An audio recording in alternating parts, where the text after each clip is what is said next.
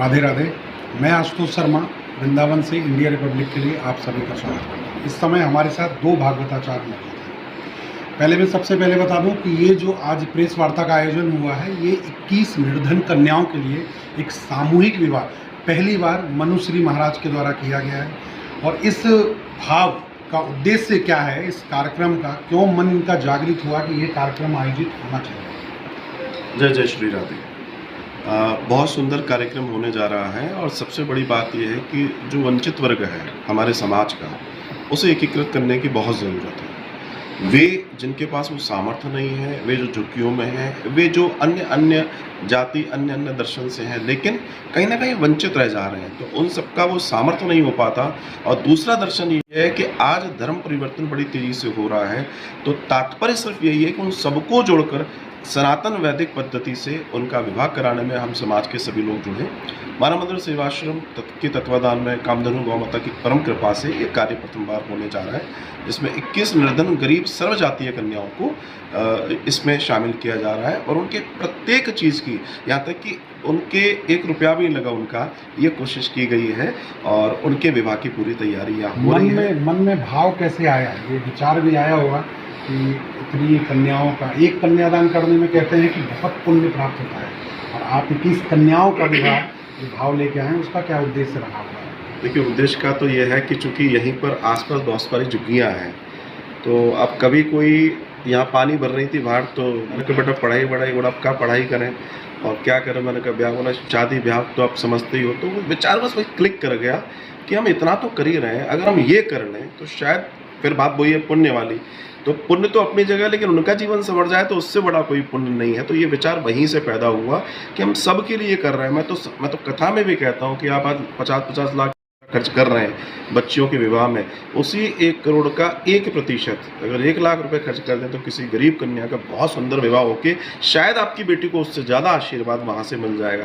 तो प्रेरणा यही समाज से मिली है, उन वंचितों को देखकर मिली है, और मैं चाहता हूँ ये निरंतर ये कृपा बनी रहे और प्रतिवर्ष इस तरीके से कार्य होता रहे। और आप सब लोगों का सहयोग मिल ही रहा है, बहुत सारे लोगों का सहयोग मिल रहा है। मैं तो मतलब कुछ भी नहीं हूँ करने वाला, मैं तो निमित्त पर हूँ, लेकिन सबका बहुत सहयोग मिल रहा है इस पुनीत कार्य में। और ईश्वर से यही प्रार्थना है कि समाज के सभी समर्थ लोग इस कार्य को करते रहें, क्योंकि समर्थ होने का दर्शन ही ये है, भगवान ने दिया है कि हम लोगों की मदद कर पाएँ, इसलिए ये बहुत आवश्यक है और पुनीत कार्य है। क्योंकि दाम्पत्य हमारे सनातन का बहुत बड़ा दर्शन है, पाणी ग्रहण संस्कारों में एक है, तो इसका होना बहुत ज़रूरी है। और आजकल ये बहुत बड़ा आडंबर सा बन गया है, लोग डरे हुए हैं, तो मैं चाहता हूँ कि वो डर खत्म हो।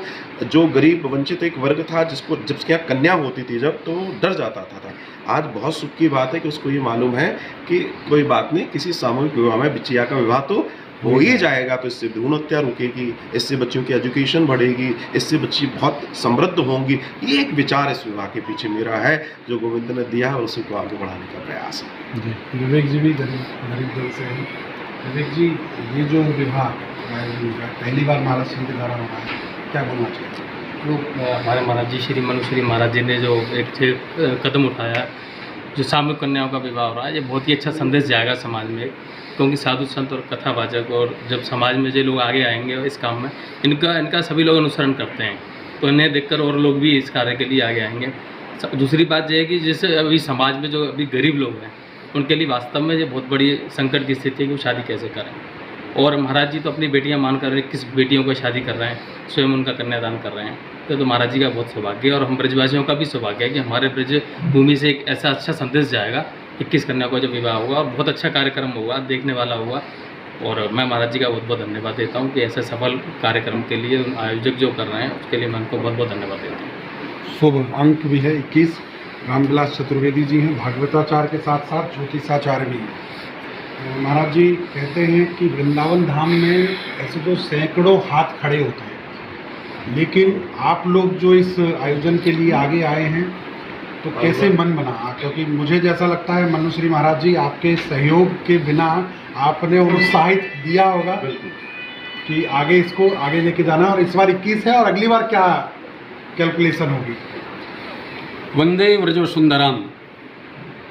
मानव मंदिर शिवाश्रम के तत्वावधान में पूज्यपाद मनुश्री जी महाराज अनेक धार्मिक और सामाजिक कार्य करते रहे हैं, करते चले आ रहे हैं। लेकिन वास्तव में जो शास्त्रों में कहा गया है, अश्वमेध सहस्राणी वाजपेयी शतानी च, अश्वमेध सहस्राणी 1000 अश्वमेध यज्ञ का फल प्राप्त होता है जिसके घर में बेटी का विवाह होता है। सभी देवता वहाँ प्रकट हो जाते हैं तथा सभी देवता आकर के और उस जोड़े को, वर वधू को लक्ष्मी और विष्णु रूप में मान करके आशीर्वाद देते हैं।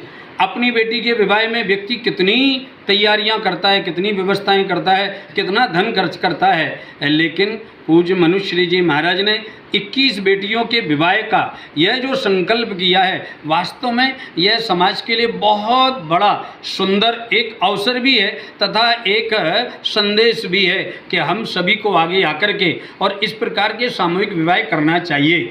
लेकिन जो अभी पूज्य महाराज श्री बोल रहे थे कि निर्धन कन्याओं के विवाह में क्या क्या संदेश जाएगा, उसमें एक चीज़ और मैं जोड़ना चाहूँगा। आज जो एक प्रकार का आप समाज में देख रहे हैं, विधर्मी लोग, हिंदू धर्म की जो कन्याएं हैं, जो कमज़ोर वर्ग की कन्याएं हैं, उनको प्रलोभन दे करके और जो लव जिहाद जैसा एक घृणित कार्य करने का कुत्सित कार्य कर रहे हैं, उसमें भी रोक लगेगी। क्योंकि जब महापुरुष कोई बड़ा कार्य करते हैं, कोई ऐसा कार्य करते हैं, तो समाज संदेश लेकर के जरूर आगे बढ़ता है। मानव सेवाश्रम एवं कामधेनु गौशाला के तत्वावधान में अभी तो ये आप प्रथम बार देख रहे हैं, लेकिन देखिए ठाकुर जी ने कृपा की तो आगे बृहत और सभी समाज का तथा पूरे भारतवर्ष से यहाँ कन्याएं आएंगी और वर आएंगे तथा उन सभी का यहाँ पर मांगलिक विवाह का कार्यक्रम किया जाएगा। जय श्री कृष्ण, जय श्री राधे। तो इसको वाकई बढ़ावा मिलेगा, क्योंकि अभी ये 21 के फिगर में है। आने वाले में मैं भी अपने चैनल के माध्यम से अपील करूँगा कि ये 51 का फिगर अगली बार होना चाहिए। महाराज जी से निवेदन तो यही होगा कि आगे सने सने बढ़ता रहे, कार्यक्रम चलता रहे ऐसे ही, और सभी गरीबों को इसकी सहायता मिलती रहे।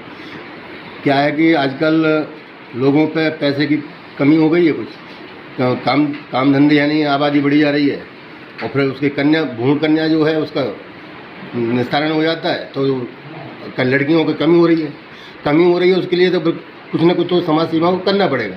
तो इसलिए समाज सेवी संस्थाओं से यही निवेदन रहेगा वो सभी आगे बढ़ के कार्य करें। देखिए, इस पूरे प्रकल्प में मुझे एक चीज़ समझ में आई कि यहाँ उद्देश्य जो है वो 21 कन्याओं का जो लिया गया है वो इसलिए है कि जो भ्रूण हत्या हो रही है, लड़कियों की जो मांग बढ़ती जा रही है, तो उस पर भी कहीं ना कहीं कमी होगी। और जो निर्धन लोग डरते हैं कि किस तरह एक बेटी को जन्म देने के बाद हम उसका पीला हाथ करेंगे, तो वो भी डर खत्म करने का भी यहाँ पर उद्देश्य है। बिल्कुल सही कह रहा हूँ। बहुत अच्छी बात है। बाकी जो महाराज जी ने ये स्टेप लिया है, ये तो समाज के लिए क्या पूरे देश के लिए एक सराहनीय कार्य है, जिसमें सबको इकट्ठा कर दिया है और इकट्ठा करके इस पर्व को मनाने जा रहे हैं। इससे बड़ी बात तो कोई है ही नहीं। तो इस पुनीत कार्य में आप लोगों का भी सहयोग बढ़ चढ़ के है। बिल्कुल आनंदित है।